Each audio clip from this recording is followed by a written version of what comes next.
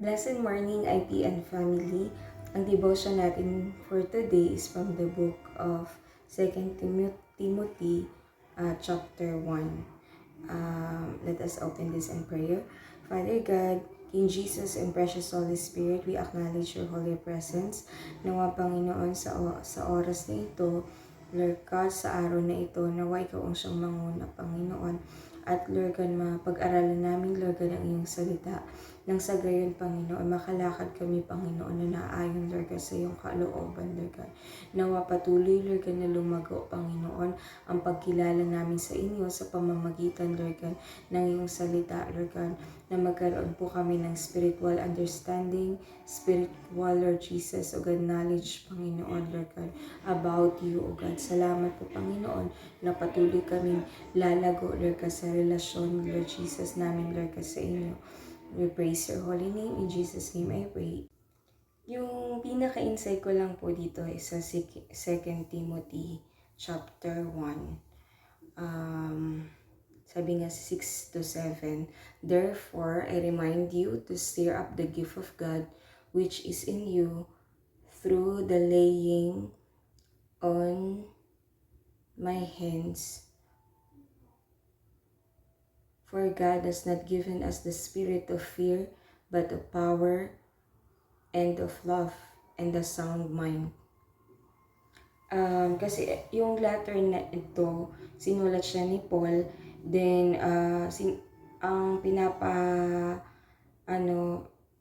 pinaparating niya yung sulat na ito kay Timothy. Kasi sila sa mga dito sa Bible, maraming beses sila nagkasama ni Paul. Parang ang napansin ko is meron silang partnership. Then si Paul yung nagme-mentor kay Timothy, ginaguide siya, tinutulungan siya kung ano yung mga step na gagawin niya about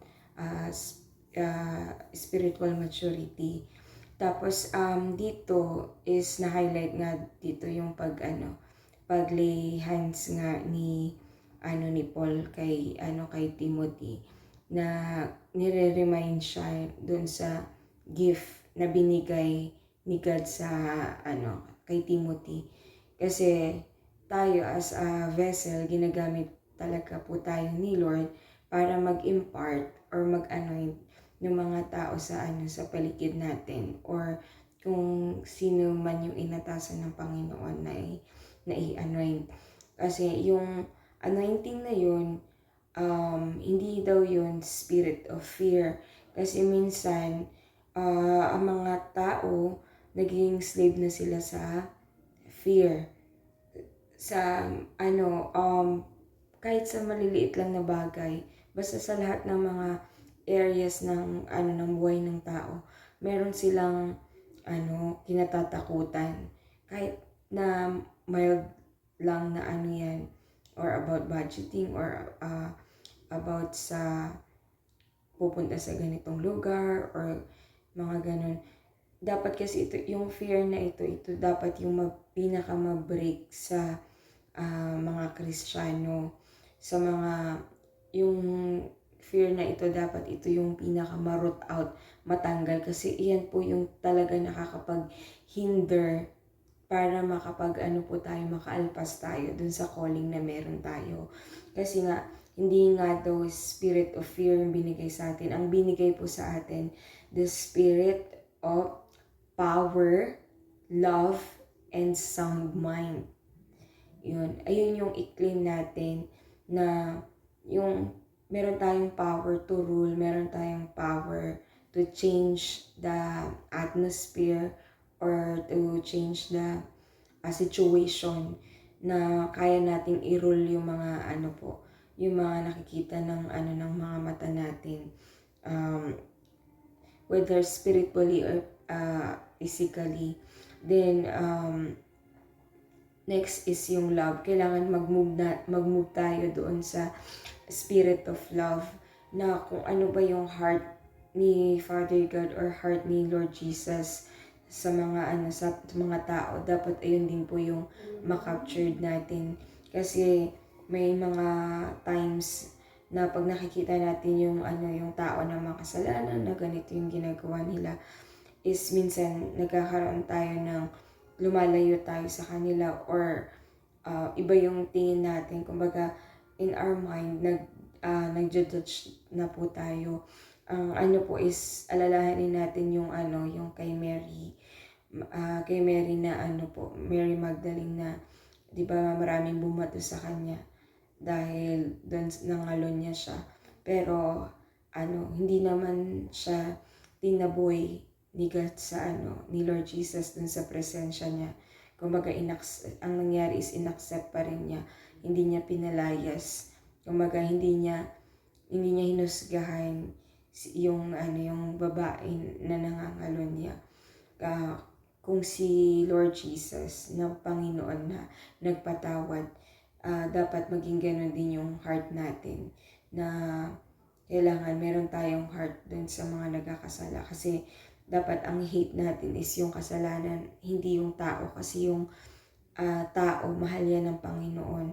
Pero yung kasalanan, nagagawa yan. Kumbaga, yung kakabit kasi ng kasalanan is yung spirit. Ano bang spirit na meron ang taong yun? Yun naman po is magagawa sa naman po, spiritual warfare na battle. Kumbaga, yung battle na yun kay God yun. Kaya ang kailangan nating gawin is ilaban sila in prayer.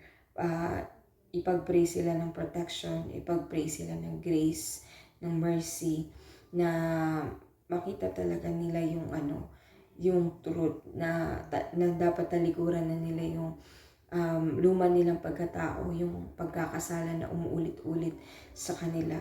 Talikuran na nila yun, at lumakad na sila doon sa kalooban ng Panginoon. Then, dapat wag nating isawalang bahala yung binigay sa atin na spirit na power, love, and sound mind. Dapat yung isipan natin, kumbaga tahimik, may kapayapaan sa puso at isipan po natin. Hindi tayo nag-iisip ng mga negative, or hindi natin binibigyan ng problema o ng difficulty yung sarili natin. Kasi minsan nagsiset ang tao ng standard na dapat ganito, dapat ganyan. Pero dapat alamin natin kung ano ba yung pinaka-standard ni God.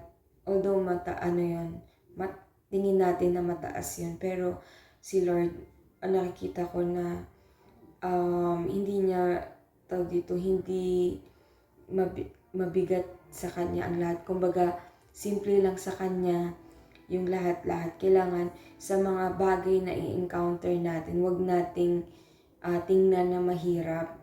Tingnan natin na maliit lang na bagay yun, na ikaw yung mas malaki kasi sumasayo si God. Kumbaga, si God na sobrang laki niya.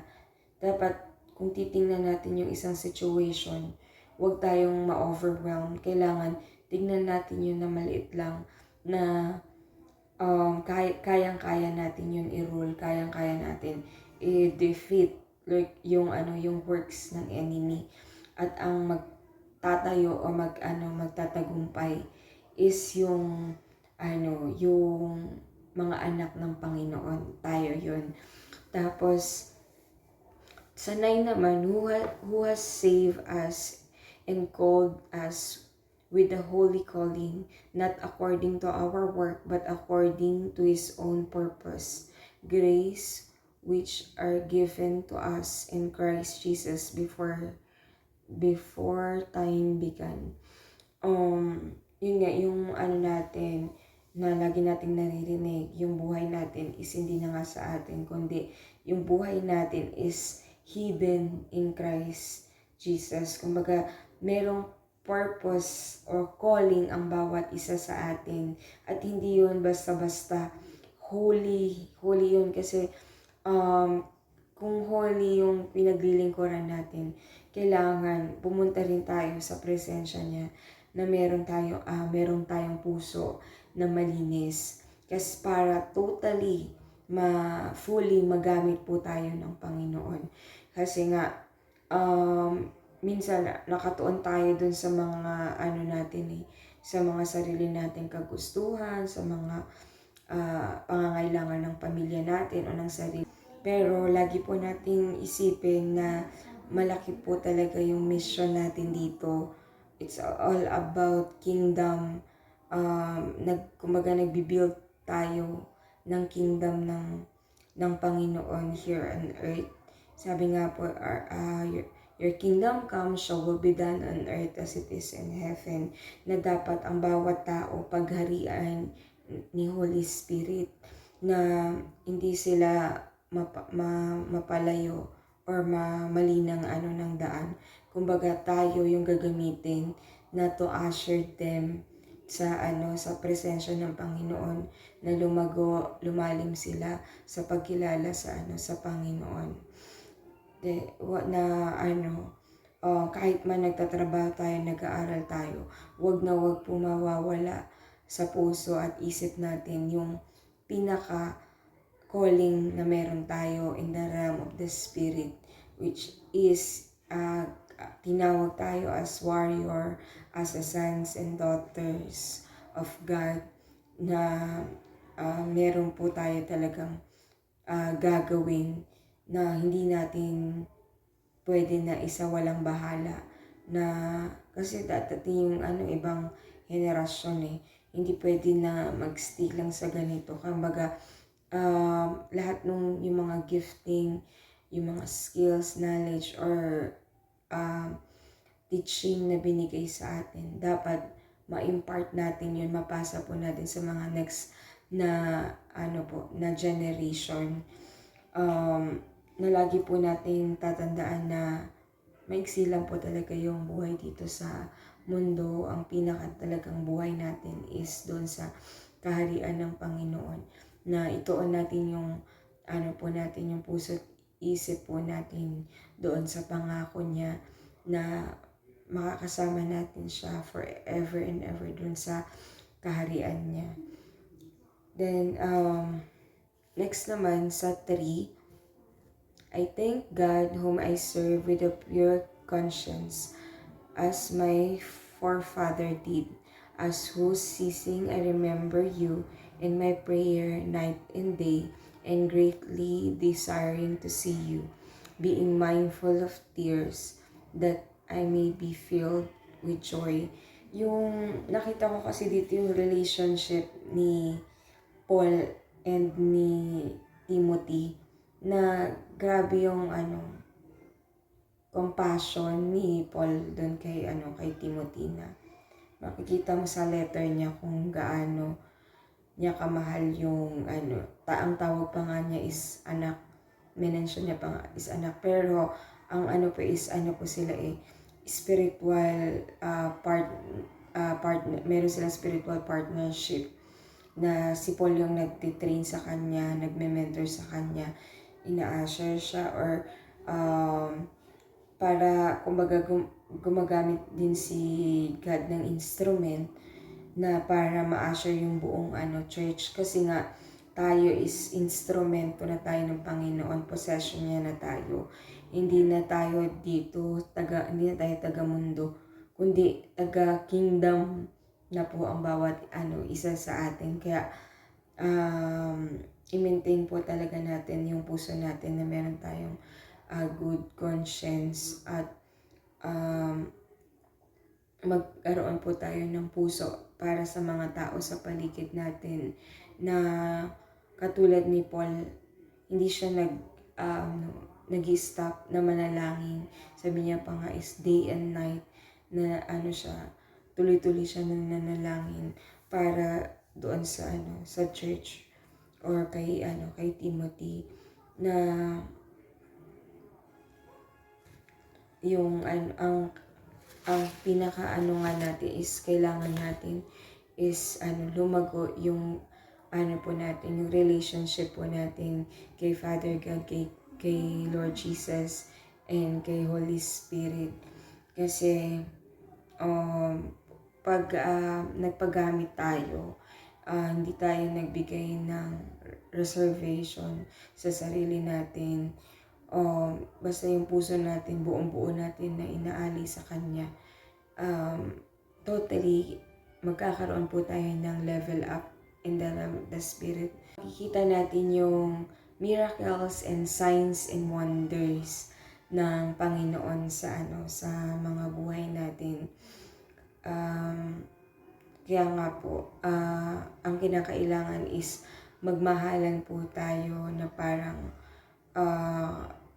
katulad ng magkakapatid sa iisang pamilya, which is yung part tayo ng family ni God, na magkaroon ng unity, ng harmony, ng love sa bawat isa, na maging concern po tayo sa ginugo through nila, maging compassionate tayo na to help, to pray for them, na yung laban nila is laban din natin, laban din ni God, na ang kailangan is ma-present natin yun sa King natin, nang sa gayon ma-overcome po nila yun at matanggap din nila yung tunay na katagumpayan.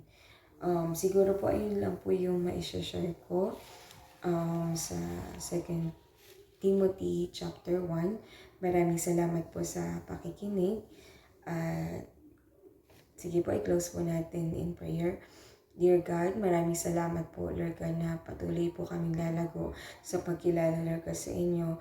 Nawa hindi po namin makakaligtaan o malimutan, Lord God, yung mission, yung calling, yung purpose na meron kami dito, Lord God, sa mundo, na hindi masayang yung panahon namin o yung oras namin o yung buhay namin sa pagtatrabaho o sa pagkita ng salapi, o kaya naman, Lord God, sa pag-aaral, Lord God, ng patungkol dito sa mundo. Because, Lord God, magkaroon po kami, Lord God, ng passion na mabulsay po namin, Lord God, yung calling, yung purpose, Lord God, na meron kami kung saan mo po kami, Lord God, gagamitin, Lord God, na magamit po kami, Lord Jesus, para sa ikauunlad, Lord God, ng iyong kaharian, upang magkaroon, Lord Jesus, o ganang promotion, Lord Jesus, sa mga tao, Lord God, sa paligid namin. Help us, Lord God, to deny, Lord God, ourselves, Panginoon, and allow us to carry the cross, Lord God, and follow you, O God. Salamat, Lord Jesus, na ikaw na po ang siyang nabubuhay, Lord God, sa bawat isa sa amin. Ang Espiritu mo ang siyang nananahan sa amin, kaya kami magtatagumpay sa lahat ng oras, sa bawat minuto ng buhay namin. Pinupuri ka namin, sinasamba at dinadakila sa pangalan ni Jesus. Amen. Thank you.